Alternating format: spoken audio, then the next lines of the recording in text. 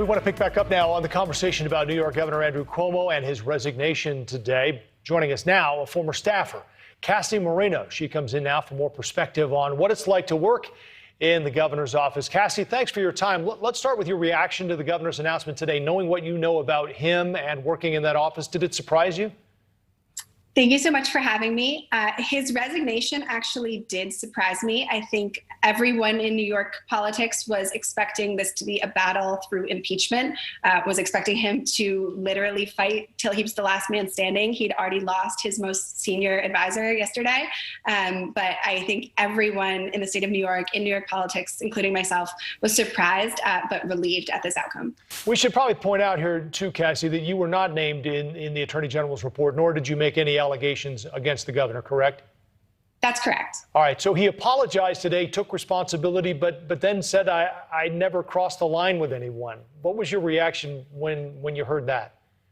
Right. So that's not an apology, and he didn't take responsibility. And furthermore, what he has done is use his staff and all of the resources available to him to undermine the women who have come forward, to leak documents about them to the press, to use his lawyer, who is a campaign-paid lawyer that he's given the pulpit of the official state of New York on those live feeds, using her to say that what he was doing wasn't harassment. She wasn't arguing that he didn't do it. She was arguing that he did it, and it's not grounds to remove him. And that includes touching a woman's breast. That includes running his hand up and down the backs of staffers.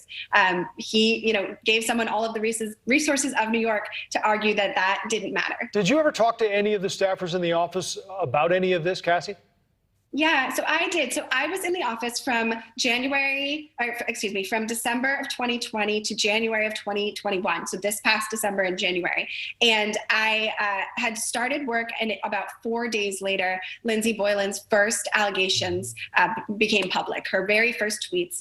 And I brought them up at the time I waited a couple of days and expected some sort of HR meeting to happen. I had just started, expected there would be some sort of all-team meeting, as there typically is in these situations in political offices. And there was nothing. There was silence, except that there was a new section on the tracker for the press hits, and that was a section to monitor Lindsay Boylan. So at that time, I did bring up to a female staff member, someone who trained me, someone who's very close to my age, that, I was concerned about this. What did she think about this? Aren't we going to receive some sort of official update about this? And basically what she said was that as far as she was concerned, Lindsay Boylan was a liar who was interested in promoting her own political campaign, and that was the end of that. And that was really my signal to just shut up and fit in and not be a supporter of Lindsay Boylan, even though, of course, I was, and to just do what they asked me to do, which essentially was track her every word along with others. What finally caused you to leave, Cassie? I knew on day 2 that this was a horrible work environment, and it took me 2 months. I had also moved. It was also Christmas. There was all these things going on. It took me about 2 months to get a new position and leave, and I did so as soon as possible. Started networking again as soon as possible. But of course, it's extremely hard to network for a new job in politics, especially when you're currently in a job. Right. So, I left as soon as I could, and it really was just the controlled environment, the way that we had to be on call from 5 a.m. to 1 a.m., the way that you could get called to do anything at any time. You were told to bring your laptop to the grocery store. I was yelled at for going to a Christmas tree lighting because I wasn't on call and available to do work. It was over the holidays. Had to work on Christmas, had to work while my family was visiting over Christmas. So it was really kind of looking down the line and imagining the next 2 years of my life like this and saying, absolutely not. Are you out of the political game? No, I'm not. I currently work for myself as a Democratic communications consultant.